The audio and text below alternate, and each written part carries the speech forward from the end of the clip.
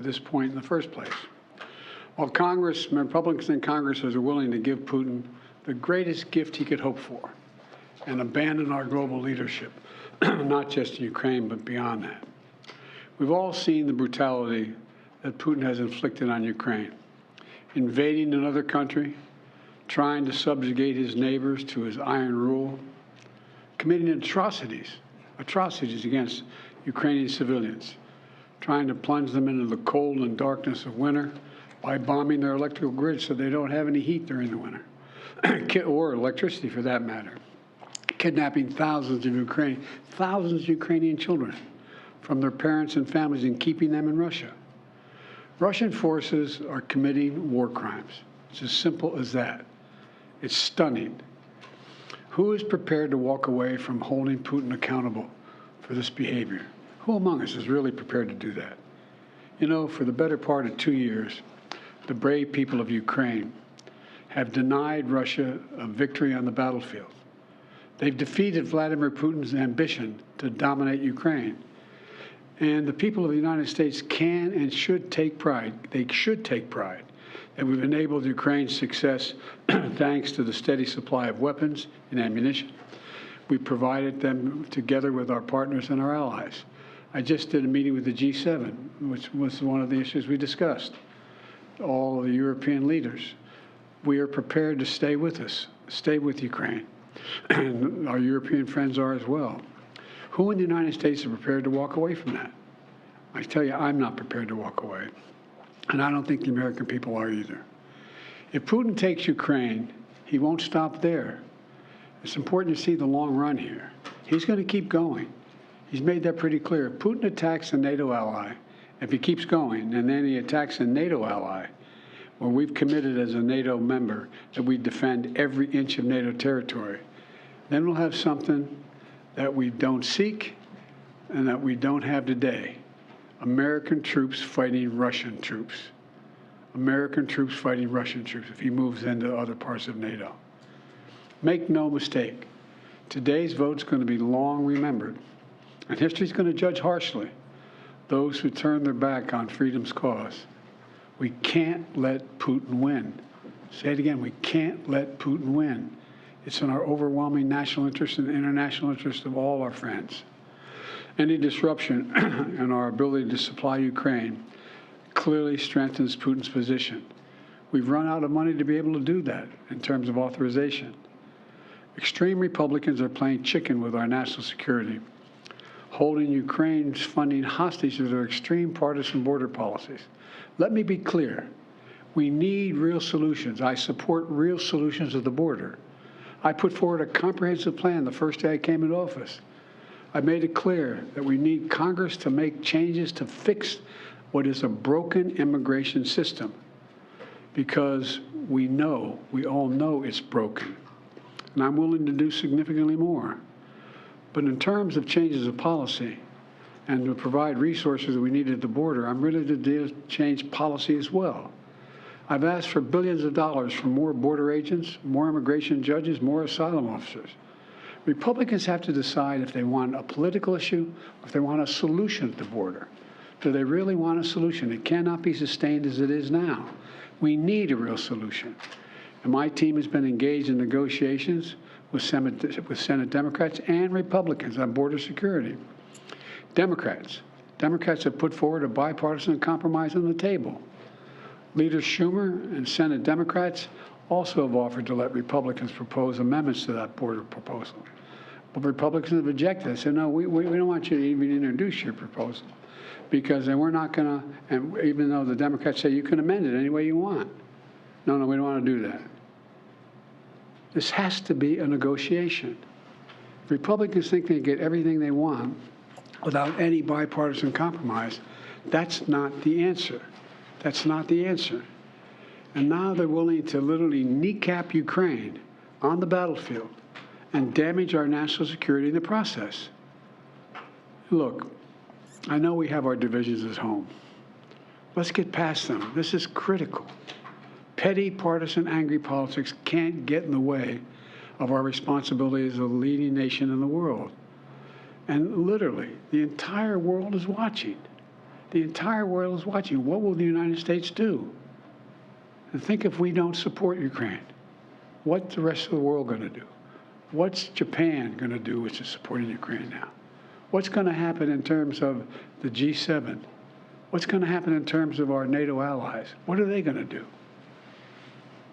If we walk away now, it will only embolden other would-be aggressors.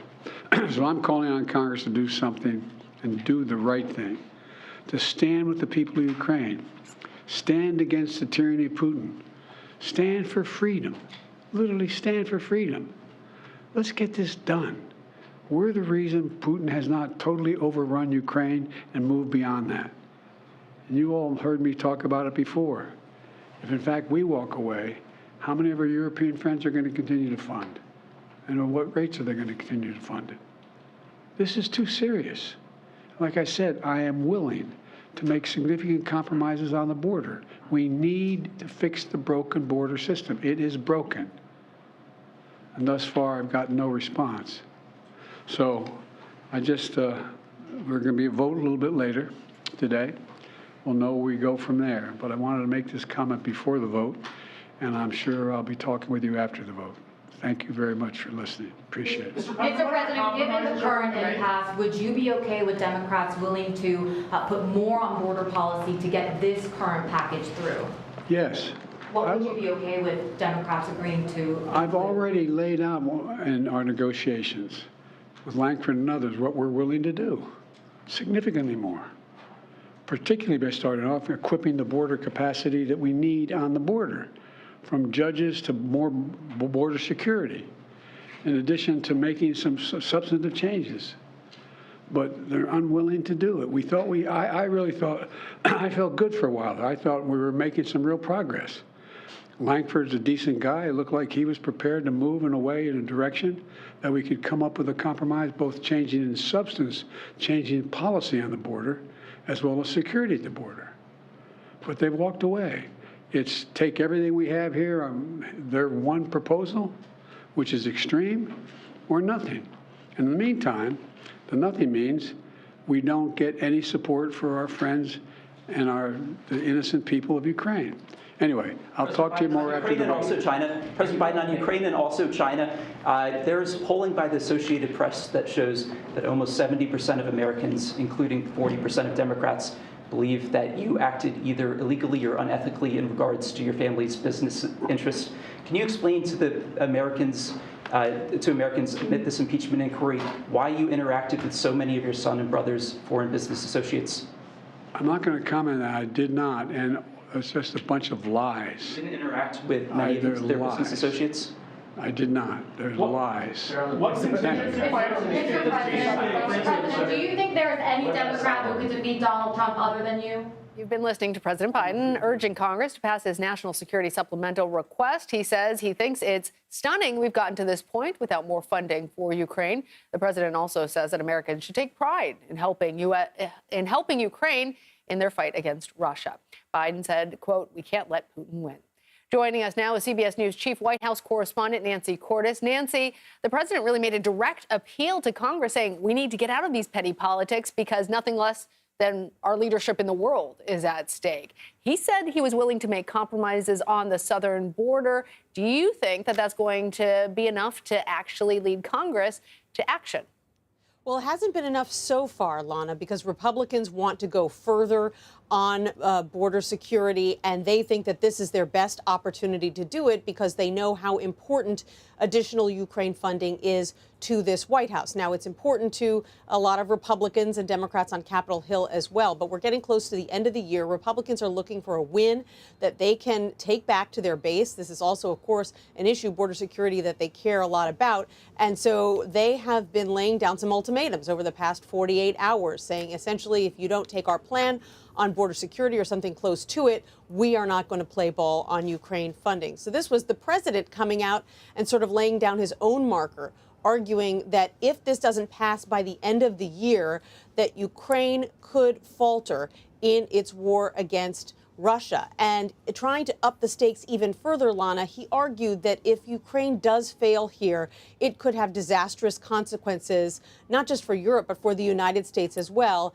If it emboldens Russia, leads to them invading other countries, potentially NATO countries, where for the first time you'd have U.S. soldiers squaring off against Russian soldiers. So that's what the president argues are the stakes here. And he's making this speech now. He's making this speech today because the Senate is set to take its first vote this afternoon, a test vote, if you will, to see if Democrats can push Republicans off of their position and get them to support about $60 billion worth of funding for Ukraine, along with funding for Israel and Taiwan, all of that up in the air right now.